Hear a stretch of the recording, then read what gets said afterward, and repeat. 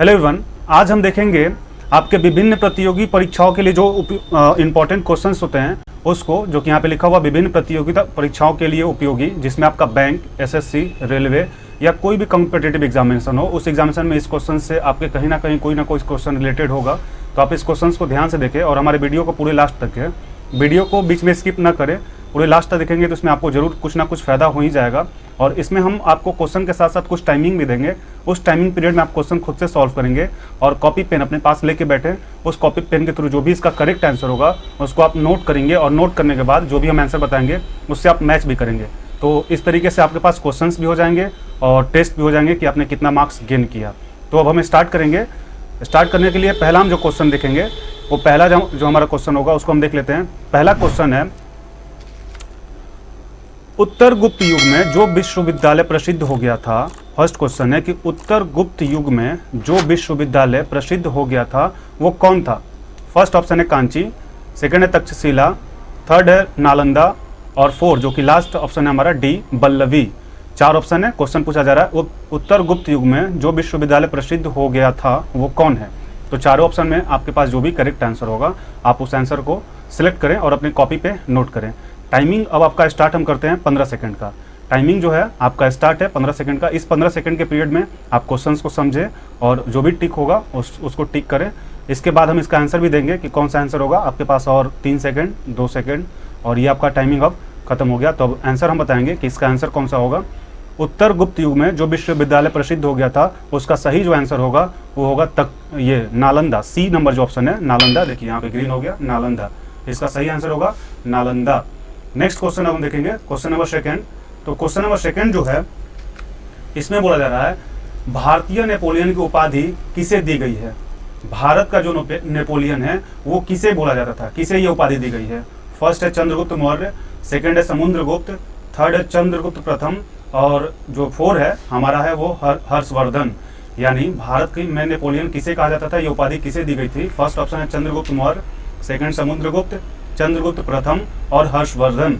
ये चार ऑप्शन है आपके पास। क्वेश्चन सेकंड है, दिख रहे हैं। अब इसका टाइमिंग हम स्टार्ट करते हैं 15 सेकंड का। आपका टाइमिंग स्टार्ट है, आपको बताना है भारतीय नेपोलियन की उपाधि किसे दी गई थी। ऑप्शन 4 आपके पास दिख रहे हैं। आपके पास और टाइमिंग जो बचे हैं 3 सेकंड, 2 सेकंड, 1 सेकंड। अब आपका टाइमिंग खत्म हुआ। अब इसका जो सही आंसर होगा वो हम सही आंसर बताएंगे। जो इसका सही आंसर होगा वो होगा, क्वेश्चन है कि भारतीय नेपोलियन की उपाधि किसे दी गई थी। तो इसका जो सही आंसर होगा वो होगा बी। इसका सही आंसर बी होगा, यानी समुद्रगुप्त। देख रहे हैं यहाँ पे ग्रीन हो गया, समुद्रगुप्त इसका सही आंसर होगा। अब हम देखेंगे क्वेश्चन नंबर थर्ड। तो क्वेश्चन नंबर थर्ड जो है इस क्वेश्चन में पूछा जा रहा है आपसे, आयुर्वेद के वैद्य चिकित्सक भगवंतिका से मानते हैं।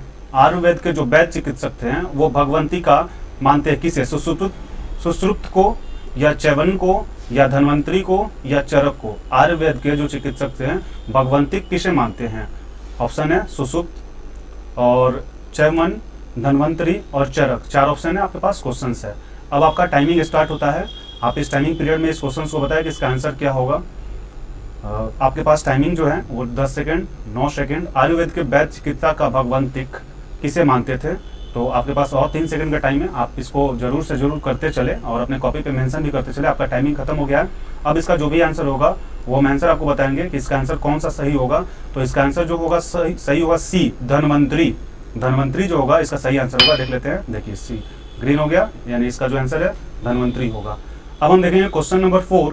तो क्वेश्चन नंबर 4 जो है हमारे पास, क्वेश्चन नंबर 4 में बोला जा रहा है कि पहला ज्ञात गुप्त शासक कौन था। जो हमें ज्ञात था वो गुप्त शासक, पहला शासक कौन था। ऑप्शन है श्रीगुप्त, चंद्रगुप्त फर्स्ट, घटोत्कच और कुमारगुप्त प्रथम। यानी पहला ज्ञात गुप्त जो शासक था वो कौन था। श्रीगुप्त, समुद्रगुप्त और घटोत्कच और कुमारगुप्त प्रथम। तो इसमें आपको ऑप्शन बताना है कि कौन सा ऑप्शन सही होगा। अब हम आपका टाइमिंग स्टार्ट करते हैं 15 सेकंड का। आप उस टाइमिंग पीरियड में नोट कर ले। तो बताना है पहला ज्ञात गुप्त शासक कौन था। ये क्वेश्चन नंबर जो है आपका 4 है। तो इसमें आपको बताना है कि कौन सा सही होगा। आपके पास जो टाइमिंग है वो चल रहे हैं। अब आपके टाइमिंग बस खत्म होने वाले। ये आपका टाइमिंग जो है खत्म हो गया। अब इसका जो सही आंसर होगा वो हम देखेंगे।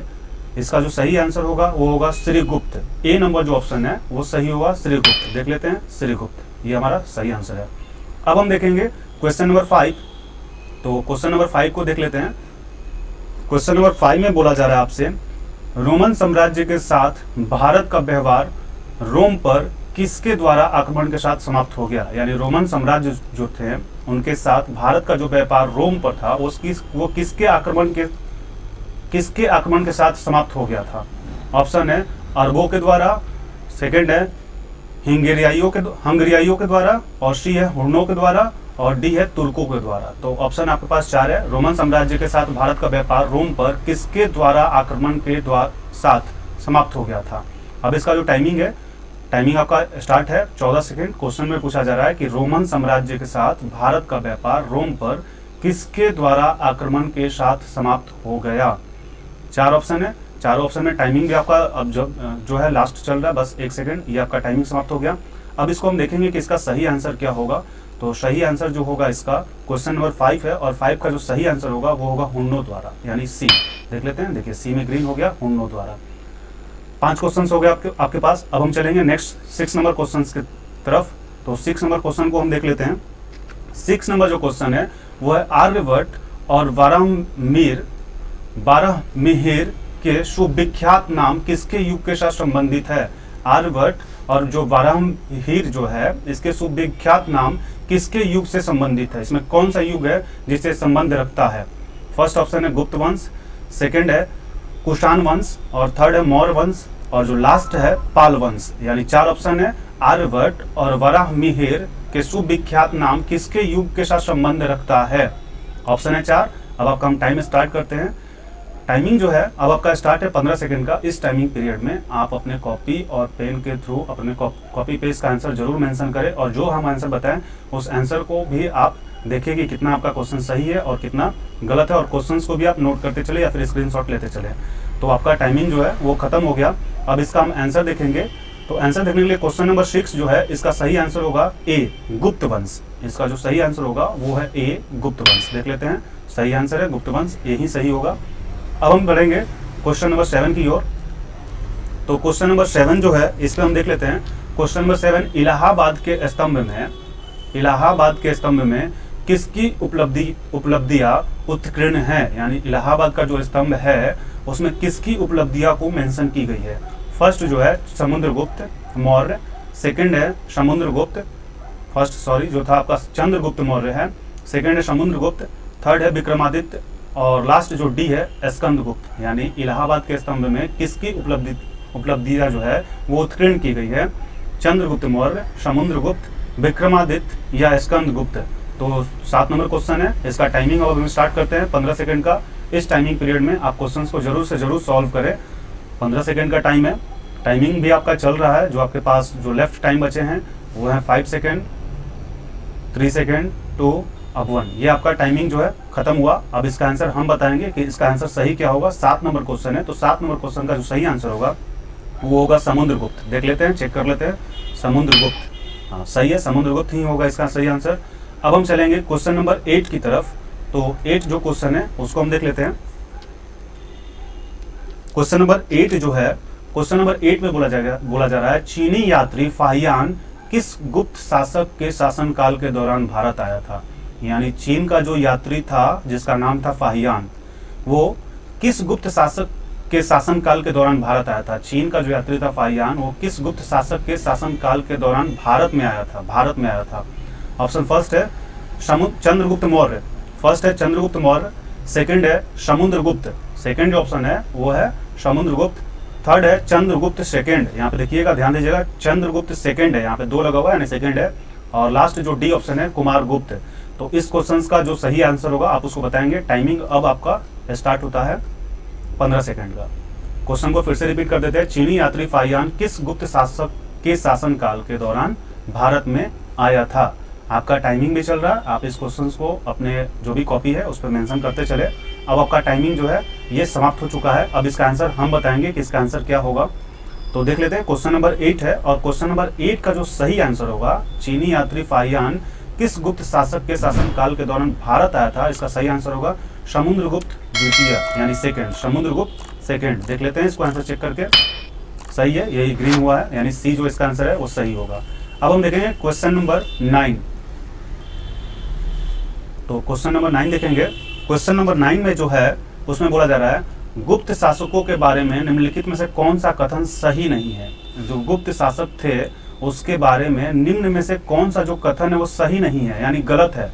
तो इस क्वेश्चन में जो 3 ऑप्शन है वो सही होंगे आपके, और जो एक ऑप्शन है गलत होंगे। क्योंकि क्वेश्चन में ये मेंशन है कि गुप्त शासक के बारे में निम्न में से कौन सा कथन सही नहीं है, एक गलत होगा और जो 3 होगा वो आपका सही होगा। ऑप्शन देखते हैं। ऑप्शन फर्स्ट है उन्होंने मुख्यतः उत्तर तथा मध्य भारत के भागों पर शासन किया। फर्स्ट ऑप्शन है उन्होंने मुख्यतः उत्तर तथा मध्य भारत के भागों पर शासन किया।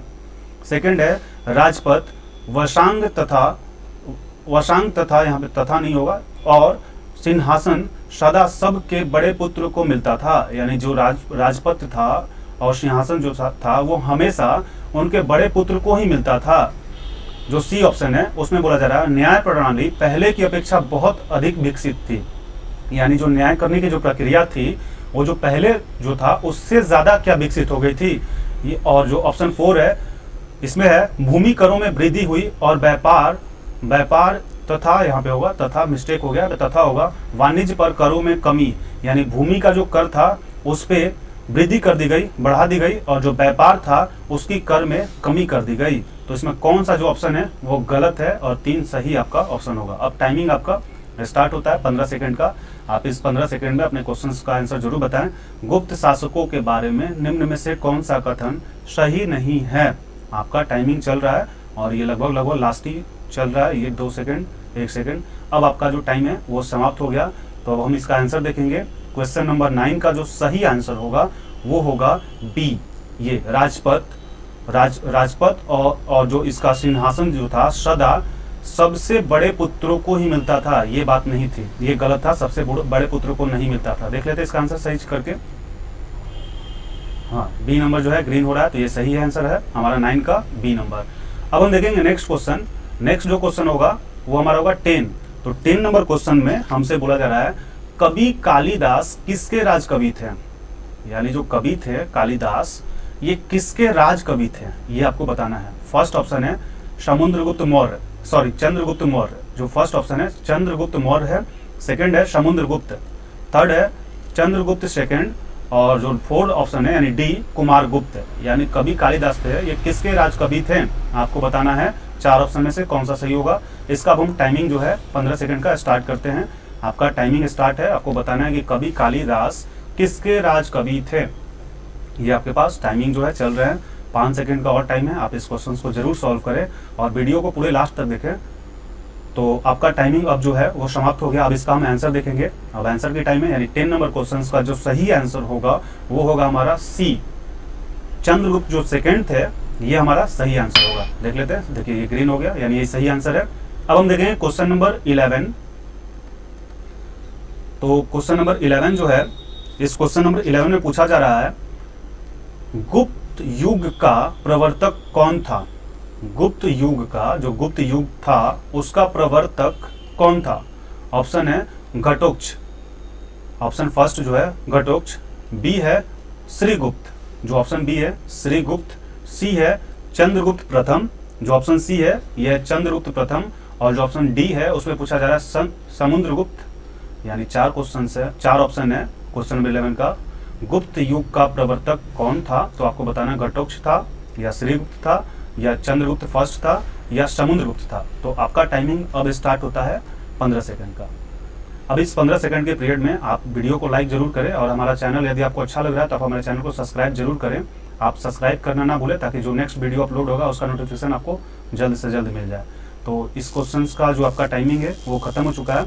अब इसका आंसर जो है वो हम आंसर बताएंगे। क्वेश्चन नंबर 11 का जो सही आंसर होगा वो होगा श्रीगुप्त। इसका जो ऑप्शन बी है वो सही होगा श्रीगुप्त। देख लेते हैं एक बार।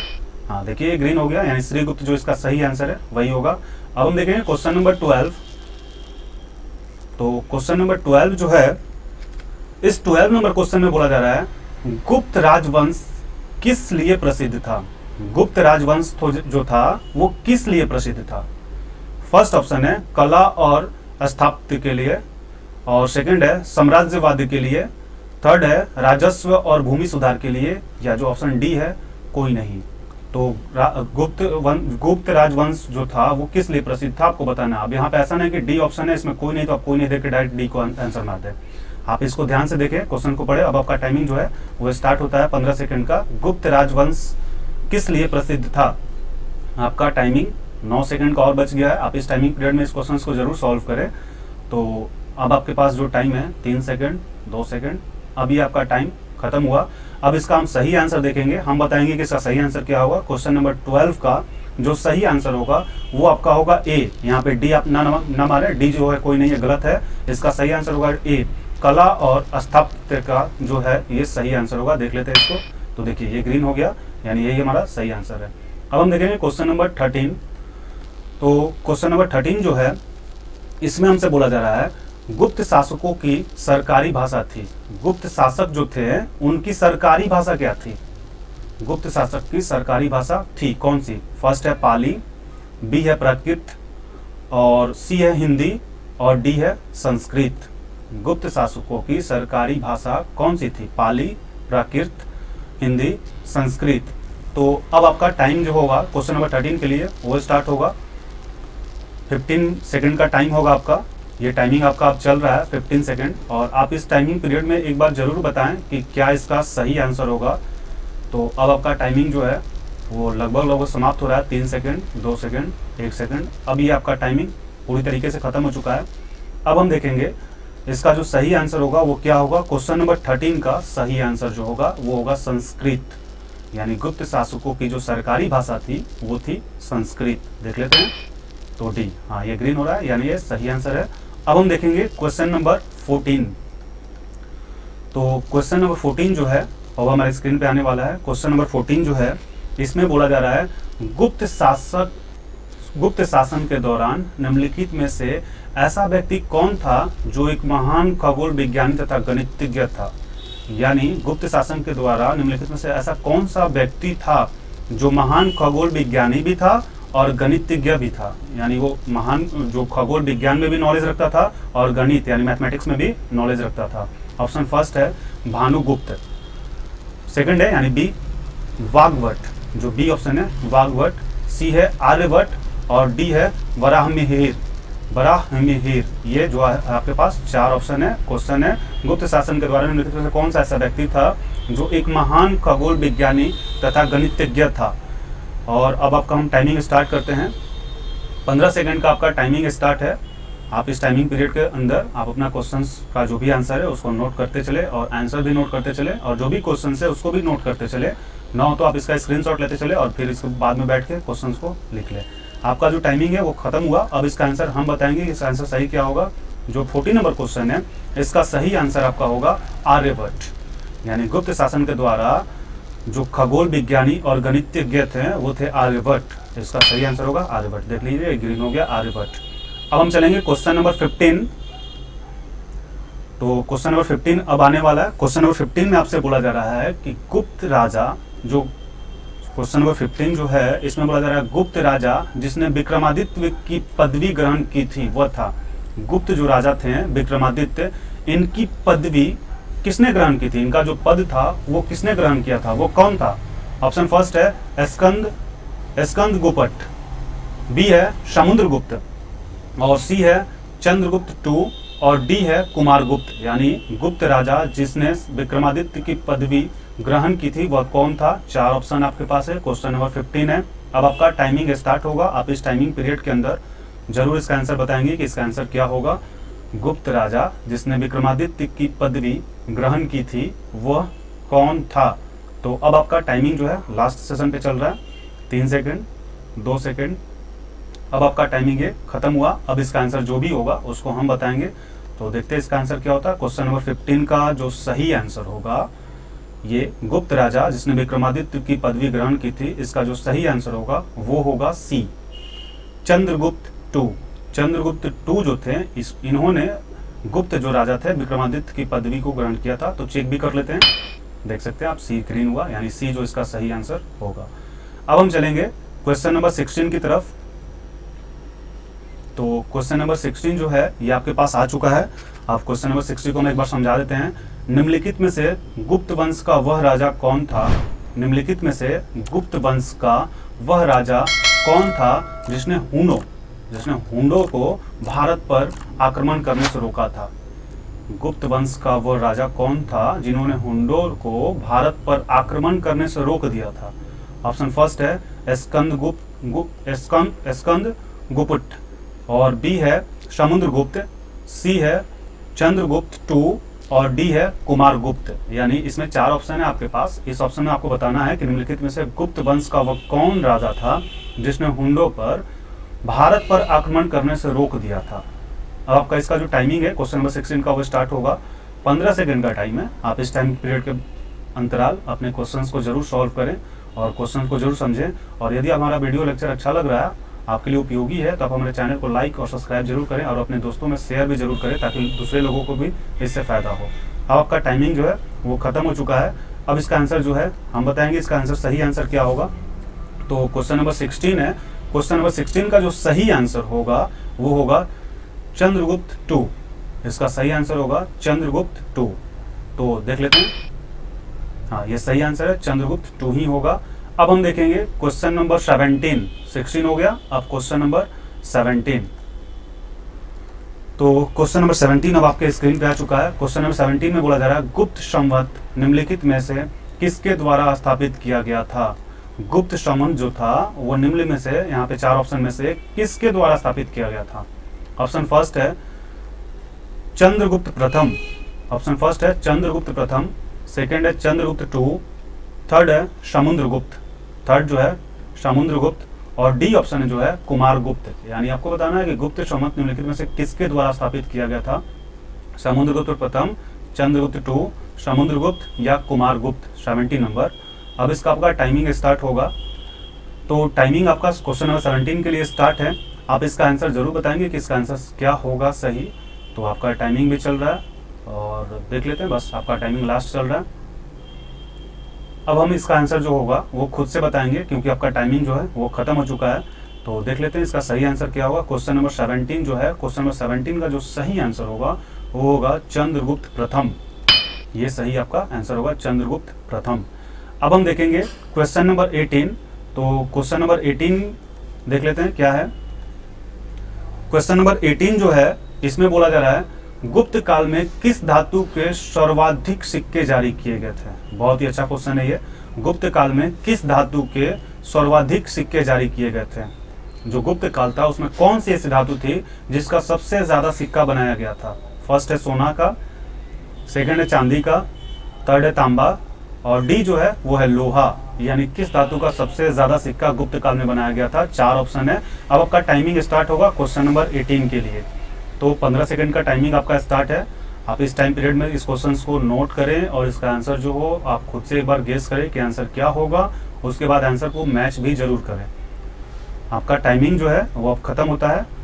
अब इसका आंसर हम खुद से बताएंगे कि इसका सही आंसर जो है वो क्या होगा। क्वेश्चन नंबर 18 का इसका सही आंसर होगा गुप्त काल में सबसे ज्यादा जो सिक्के जारी किए गए थे वो सोने के सिक्के जारी किए गए थे। यानी इसका आंसर ए जो है वो सही होगा। चेक कर लेते हैं। देखिए सोना का सिक्का जो है वो सही होगा। अब हम देखेंगे क्वेश्चन नंबर 19 नंबर क्वेश्चन देखेंगे। 19 नंबर क्वेश्चन जो है इसमें आपसे पूछा जा रहा है क्वेश्चन में चंद्रगुप्त टू और किस नाम से जाना जाता था? यानी चंद्रगुप्त टू जो था उसका और क्या नाम था? फर्स्ट नेम जो था वो तो था चंद्रगुप्त सेकंड, और भी उसके क्या नाम थे? तो फर्स्ट ऑप्शन है समुद्रगुप्त, स्कंदगुप्त, विक्रमादित्य और राणा गुप्त। यानी चंद्रगुप्त 2 का जो दूसरा नाम था वो 4 ऑप्शन है आपके पास। इसमें कौन सा नाम जो है वो सही होगा आपको बताने होंगे। अब इसका टाइमिंग हम स्टार्ट करते हैं। तो टाइमिंग जो है आपका 15 सेकंड का ये आपका स्टार्ट है। आप इस क्वेश्चन का आंसर क्या है जरूर से जरूर बताएं।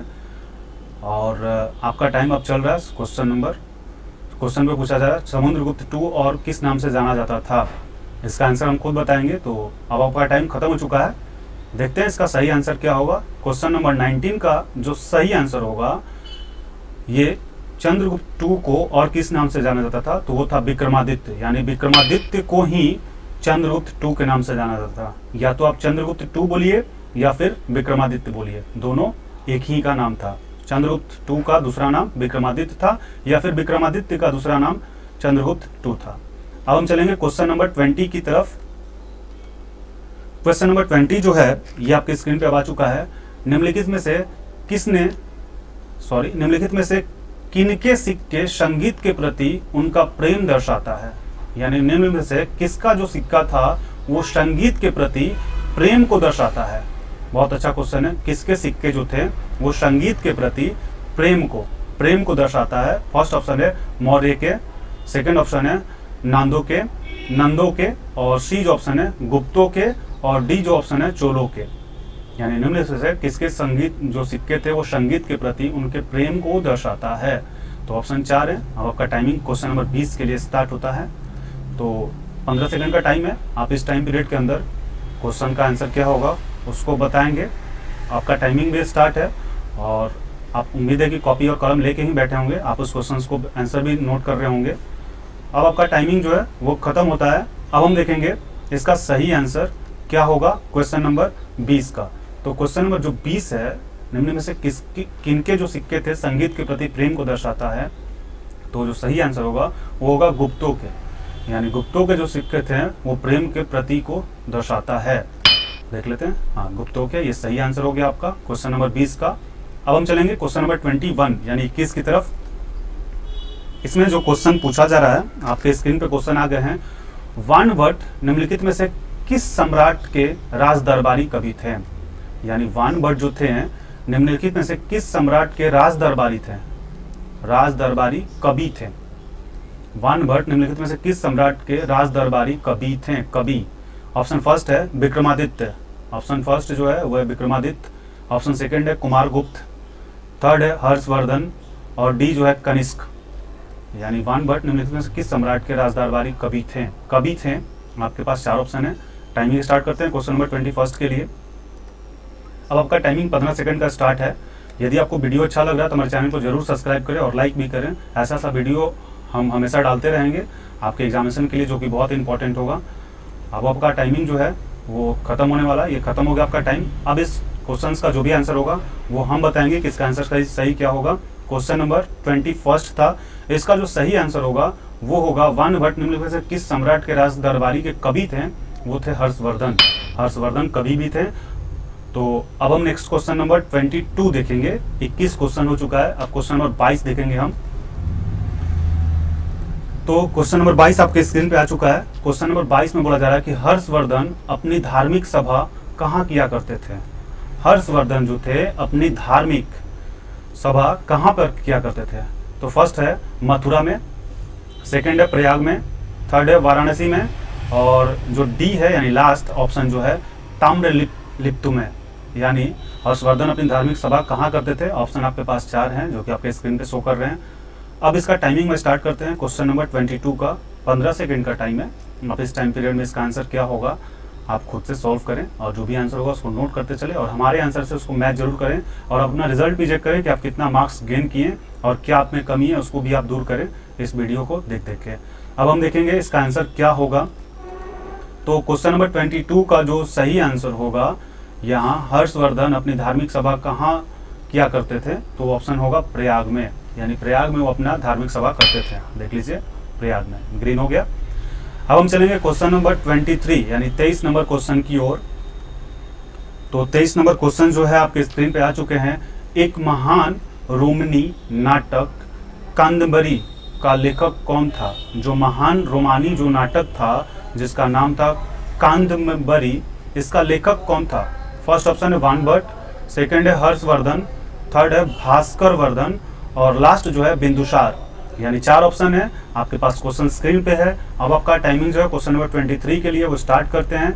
इस टाइम पीरियड में आप इस क्वेश्चन का आंसर जरूर मेंशन करें। आपका आंसर क्या होगा? एक महान रोमानी नाटक जिसका नाम था कादंबरी का लेखक कौन था? आपका टाइमिंग चल रहा है और आपका टाइमिंग समाप्त भी होने वाला है। तो आप इसका आंसर एक बार मैच कर ले क्या होता है।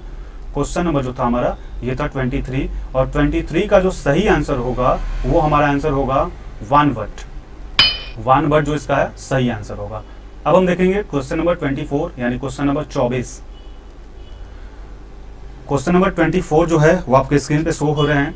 निम्नलिखित में से किसकी रचना हर्षवर्धन ने नहीं की थी? यानी निम्न 4 ऑप्शन में से किसकी जो रचना है वो हर्षवर्धन ने नहीं की थी। यानी क्वेश्चन से स्पष्ट है कि 4 में से एक जो है वो गलत है और 3 सही है। यानी 3 की रचना हर्षवर्धन ने की थी और 1 की रचना हर्षवर्धन ने नहीं की थी। तो वो आपको आंसर बताना है। ऑप्शन फर्स्ट है हर्षचरित, ऑप्शन फर्स्ट है हर्षचरित, सेकंड है रत्नावली, थर्ड है प्रियदर्शिका और डी है नागंध। यानी 4 ऑप्शन है। हर्षवर्धन की कौन सी रचना नहीं थी ये आपको बताने हैं। टाइमिंग अब आपका स्टार्ट होता है 24 नंबर क्वेश्चंस के लिए। 15 सेकंड का टाइम है। टाइमिंग आपके स्क्रीन पे चल रहे हैं, तो आप इसको देखते भी चले कि आपका आंसर क्या होगा, नोट भी करते चलें और क्वेश्चन को यदि आप चाहे तो कॉपी पे नोट करते चले या फिर स्क्रीनशॉट भी लेते चलें। अब आपका टाइमिंग जो है वो खत्म हो चुका है। अब इसका आंसर जो होगा हम बताएंगे 24 नंबर क्वेश्चंस का जो सही आंसर है वो होगा ए हर्षचरित। इसका सही आंसर होगा हर्षचरित। तो देख लेते हैं, ये सही है, ग्रीन हो चुका है। अब क्वेश्चन नंबर 25 देखेंगे। क्वेश्चन नंबर 24 हो चुका है। क्वेश्चन नंबर 25 देख लेते हैं। क्वेश्चन नंबर 25 जो है इसमें आपके स्क्रीन पे शो हो रहे हैं। इसमें बोला जा रहा है कि हर्ष द्वारा आयोजित कन्नौज सभा किसके सम्मान में की गई थी? तो बहुत अच्छे क्वेश्चन हो सकते हैं। हर्ष द्वारा आयोजित जो कन्नौज का सभा था, जो कन्नौज में सभा की गई थी, वो किसके सम्मान में की गई थी, किसके रिस्पेक्ट में की गई थी? क्वेश्चन का जो ऑप्शन है फाहियान, इतिंग्स, हुवेनसोंग या मेगास्थनीज। 4 ऑप्शन है। हर्ष द्वारा आयोजित कन्नौज सभा किसके सम्मान में की गई थी? अब इसका टाइमिंग हम स्टार्ट करेंगे क्वेश्चन नंबर 25 का। तो टाइमिंग अब आपका स्टार्ट है, 15 सेकंड का टाइम है और क्वेश्चन का जो भी आंसर होगा आप उसको नोट करें और हमें कमेंट करके भी बताएं कि आपको ये वीडियो कैसा लग रहा है और आपके लिए आगे का जो वीडियो होगा वो किस टाइप का वीडियो डाला जाए ताकि आपको उपयोगी हो। तो आपका जो टाइमिंग है वो खत्म हो चुका है। अब देखते हैं इसका सही आंसर क्या होगा। क्वेश्चन नंबर 25 का जो सही आंसर होगा वो हमारा होगा सी वेनसोंग जो था, वेनसोंग। इसके हर्ष द्वारा जो आयोजन किया गया था कन्नौज सभा, वो वेनसोंग के सम्मान के लिए किया गया था। तो देख लीजिए सही हो गया, डी नंबर। अब हम बढ़ेंगे क्वेश्चन नंबर 26 की ओर, यानी 26 नंबर क्वेश्चन की ओर। तो 26 नंबर क्वेश्चन देख लेते हैं, आपके स्क्रीन पे आ चुका है। बहुत अच्छा क्वेश्चन, साइंस से रिलेटेड है। वायुमंडलीय दाब मापने का पैमाना है। वायुमंडलीय जो दाब हम मापते हैं, जो प्रेशर मापते हैं एटमॉस्फेयर का, उसका इसमें से सही पैमाना कौन सा है? बैरोमीटर, मिलीमीटर, वोल्टमीटर या डेकामीटर? वायुमंडल का दाब मापने के लिए कौन सा पैमाना करेक्ट है? 4 ऑप्शन आपके पास है, बैरोमीटर, मिलीमीटर, वोल्टमीटर, डेकामीटर। आप सही आंसर बताएंगे। अब इसका टाइमिंग जो है आपका स्टार्ट होता है। वायुमंडलीय दाब मापने का पैमाना कौन सा करेक्ट है? 4 ऑप्शन है आपके पास। तो आपका टाइमिंग भी जो है आपका अभी ये लगभग समाप्त हो चुका है। अब इसका आंसर जो होगा हम खुद से बताएंगे इसका सही आंसर क्या होगा। तो देखते हैं इसका सही आंसर।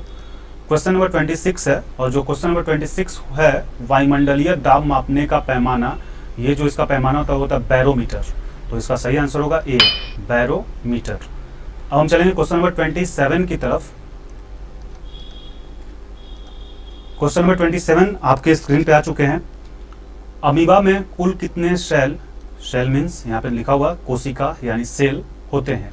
अमीबा में कुल कितने सेल होते हैं ये आपको बताना है। बहुत अच्छा क्वेश्चन है, साइंस रिलेटेड। 1, 2, 3, 4 ऑप्शन के साथ ही मैच कर रहा है। यानी ऑप्शन 1 में जो है 1 होगा, ऑप्शन 2 में 2, सी में 3 और डी में 4। यानी अमीबा में कुल कितने कोशिका होते हैं ये आपको बताना है, कुल कितने सेल होते हैं। इसका टाइमिंग हम स्टार्ट करेंगे अब। तो क्वेश्चन नंबर 27 के लिए टाइमिंग जो है आपका वो चल रहे हैं। 15 सेकंड का आपका टाइमिंग होगा। आप इस टाइम पीरियड में हमें जरूर बताएं कि इसका करेक्ट आंसर क्या होगा। आपका टाइमिंग लगभग समाप्त हो चुका है। 2 सेकंड का और टाइम है, आप जल्दी करें। अब आपका टाइम जो है वो खत्म हो चुका है। अब देखेंगे कि इसका सही आंसर क्या होगा। 27 का जो सही आंसर वो क्या होगा तो देख लेते हैं। अमीबा में कुल कितने सेल होते हैं? तो याद रखिएगा अमीबा में केवल 1 सेल होते हैं। ये एक कोशिकीय जीव है जिसमें 1 ही सेल होते हैं। तो इसका सही आंसर होगा ए। अब हम बढ़ेंगे क्वेश्चन नंबर 28 की तरफ। 27 क्वेश्चन हम कर चुके हैं। आप 27 में से कितने मार्क्स गेन किए आप हमें कमेंट करके कमेंट बॉक्स में जरूर बताएंगे। अब चलेंगे हम 28 नंबर क्वेश्चन की ओर। 28 नंबर क्वेश्चन आपके सामने आ चुका है। नागालैंड भारत का विविध राज्य कब बना, यानी नागालैंड जो था वो भारत का विधिवत जो राज्य था वो किस साल में बना।